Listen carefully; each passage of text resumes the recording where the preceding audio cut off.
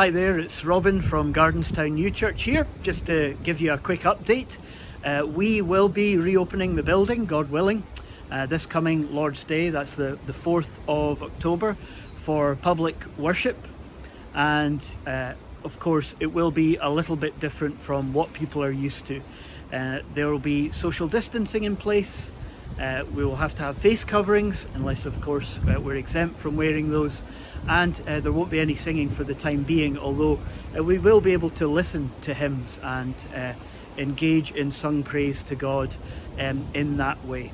So if you're intending to come this coming Sunday, please do observe the 2-metre distancing at all times. As you come in, there will be markings on the floor and so on to help you do that. There'll be hand sanitizer at the door as well, so make sure you get a scoosh of that as you come in, and the seating will be a bit different as well, just to ensure that distancing too. But we'd still be very keen to see you and to welcome you to worship God together this coming Sunday. However, if you aren't in a position to do that yet, or you'd just like to wait a while, totally understand that, of course, too. And that means you can still join us by Zoom in the usual way that we've been doing for the past 6 months.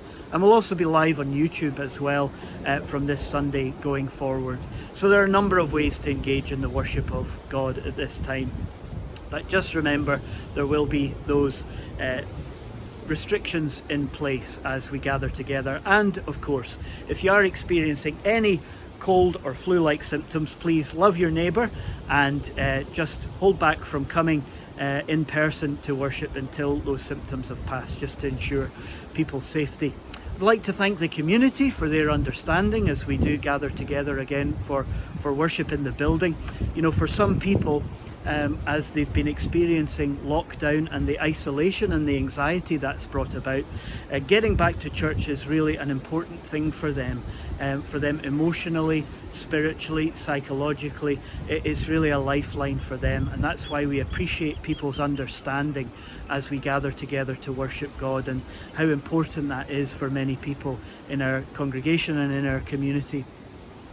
But I also would like to invite you, if you're not a person that generally comes to our services, or you haven't been engaging online, we're going to be starting a new series looking at the Gospel of John this coming Sunday and for the months following that. And I'd really like to invite you to come to our services, either in person or online, because John's Gospel really does address some of the big questions in life, questions you might have started asking in the wake of all the strangeness that's been going on over the past few months, questions about life and death. And John's Gospel answers those questions, and ultimately it explains to us who Jesus is and why that's important, why that's life-changing.